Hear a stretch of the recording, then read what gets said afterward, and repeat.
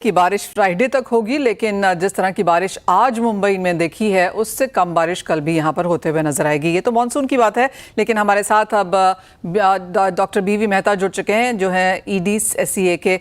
Doctor Mehta नमस्कार। सबसे पहले मानसून पे एक चेक ले लेते हैं जो इस बार काफ़ी बेहतरीन रहा है। आईएमडी के हिसाब से 107% ऑफ लॉन्ग पीरियड एवरेज हमने आता हुआ देखा है जो अबव नॉर्मल है।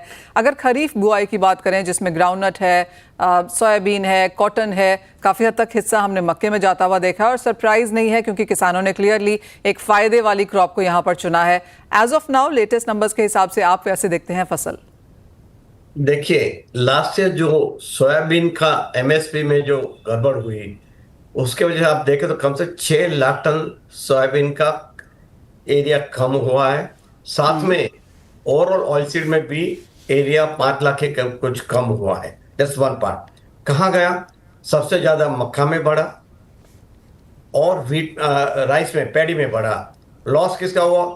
पल्सिस का, ऑयल सीड का और कॉटन का। तीनों का एक जगह आप देखें जो लेटेस्ट आया है तो तीनों डाउन है। और सरप्राइजिंगली आज मक्का में 8 से 10 लाख हेक्टेयर बढ़ गए और राइस में अनबिलीवेबल 20 लाख हेक्टेयर बढ़ा है राइस में। जो हम चाहते थे कि भाई जो सरप्लस प्रोडक्शन उनको डाइवर्ट करके ऑयल सीड में लेके जाए, ऑयल सीड में तो नहीं आया मगर चला गया मक्का में या तो पैडी में चला गया।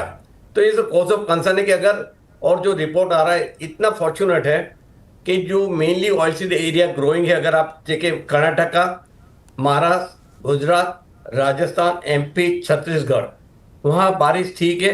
राजस्थान में कोई जगह कोई थोड़ा थोड़ा डैमेज है ग्राउंडनट क्रॉप का, पर ओवरऑल ऑयल सीड क्रॉप को डैमेज नहीं है।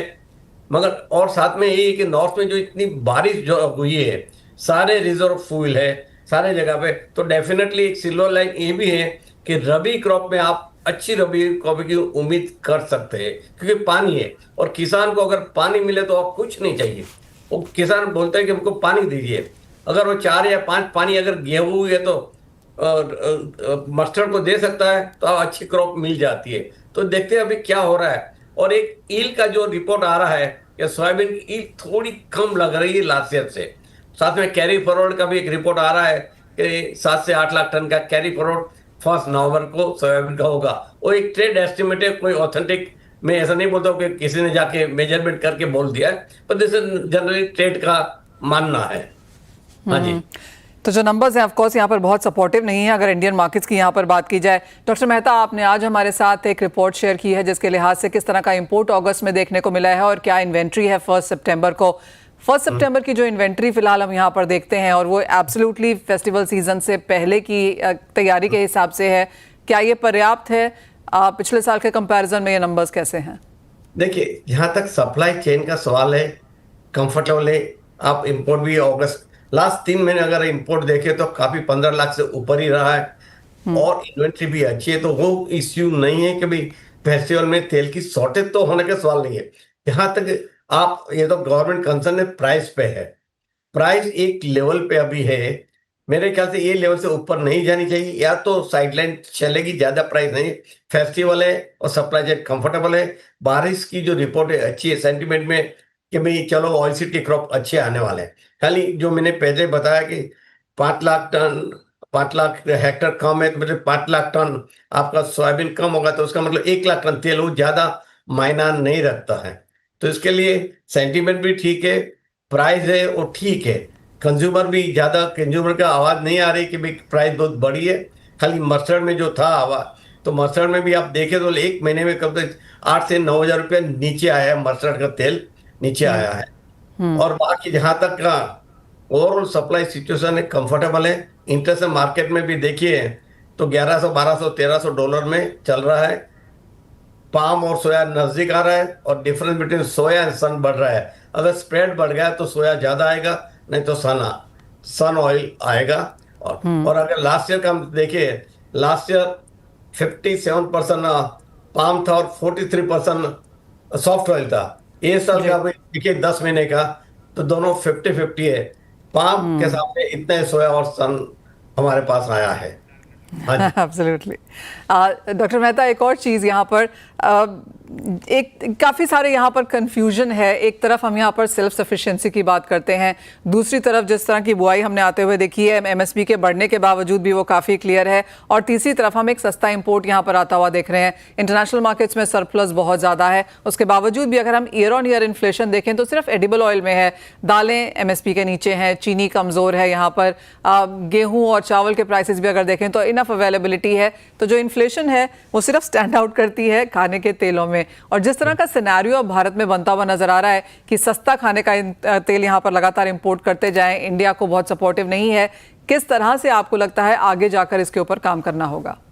नहीं, देखिए, जहां तक कि सेल्फ सफिशिएंट की आप बात की, इसे लॉन्ग गोले 15-20 साल की बात है, ओवरनाइट कुछ भी नहीं हो सकता है। मगर अभी जैसा देख रहे हैं कि हर साल हमारी पर कैपिटा इनकम बढ़ रही है, पर कैपिटा कंजम्पशन बढ़ रहा है, कम से 700-800 ग्राम पर है। तो क्या हर साल हमको पर कैपिटा कंजम्पशन 3 से 4% बढ़ रहा है? इसका मतलब 1 मिलियन टन आपको तेल ज्यादा चाहिए हर साल, क्योंकि हम 15 मिलियन तो आबादी बढ़ा रहा है, वो सब मिला के। तो उसका मतलब 3 मिलियन टन का ऑयल सीड का प्रोडक्शन आपको बढ़ाना चाहिए, ताकि आपको 1 मिलियन टन तेल मिलता रहे। Then you checkmate the current import level. अगर हम 3 मिलियन हमारा ऑयल सीड का प्रोडक्शन नहीं बढ़ाएंगे तो आपका इंपोर्ट बढ़ने की पूरी संभावना है। हम चाहते हैं कि जो national mission on edible oil जो लॉन्च हुआ है उसके मुताबिक जो प्रोजेक्शन है कि पाम का प्रोडक्शन बढ़ाएंगे, ऑयल सीड का कोई 16 बाई 2030 69 मिलियन टन का प्रोडक्शन दिखा रहा है, जो आज हमारे हिसाब से 34-35 है, गवर्नमेंट के 39-40 मिलियन है, वहां से वो 70 मिलियन तक लेके जाना चाहते हैं। अगर हम 70 नहीं भी, अगर 60-65 पे भी ले जा सकते तो अच्छा है। हमारा टारगेट ये होना चाहिए कि अगले 5 साल में हमारा इंपोर्ट जो 16 मिलियन है वो 12 मिलियन लाए, अगले 5 साल 12 से 8 पे लाए और 4 पे लाए। ये हो सकता है तो करना चाहिए, वो फोकस होना चाहिए। जहाँ तक कि प्राइस की बात है, price is depend on the international market.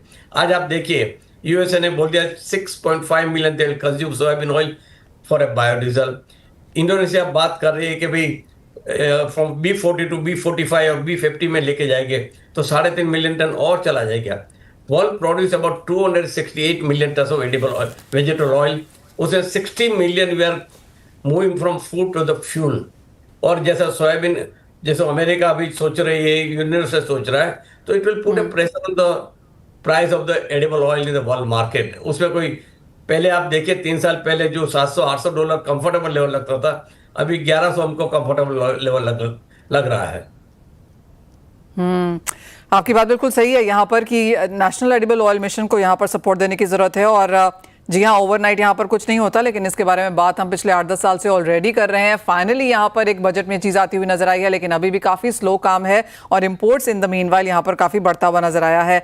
बहुत शुक्रिया डॉक्टर मेहता साथ जोड़ने के लिए और वो लेटेस्ट नंबर्स शेयर करने के लिए, जहाँ पर क्लियरली हम देख रहे हैं कि 1 सितंबर को जिस तरह की यहाँ पर अवेलेबिलिटी है पर्याप्त है, अंतर्राष्ट्रीय बाजारों में भी यहाँ पर enough and more edible oil की सिचुएशन है, तो अवेलेबिलिटी को लेकर यहाँ पर कोई चिंता नहीं है। लेकिन क्लियरली इंडिया एक इंपोर्टिंग कंट्री के तौर पर अभी भी यहाँ पर स्थित है। लेकिन जैसे डॉक्टर मेहता ने कहा, as of now 16 million ton import हो रहा है। आशा यही है कि 5 सालों में हम इसको नीचे लाकर अगर 12 भी कर पाएं तो वो एक नंबर इंप्रूवमेंट है। वैसे इसी के साथ फिलहाल इस कार्यक्रम में इतना ही समय है, मुझे दीजिए इजाजत। हम लेकर आएंगे आवाज समाचार।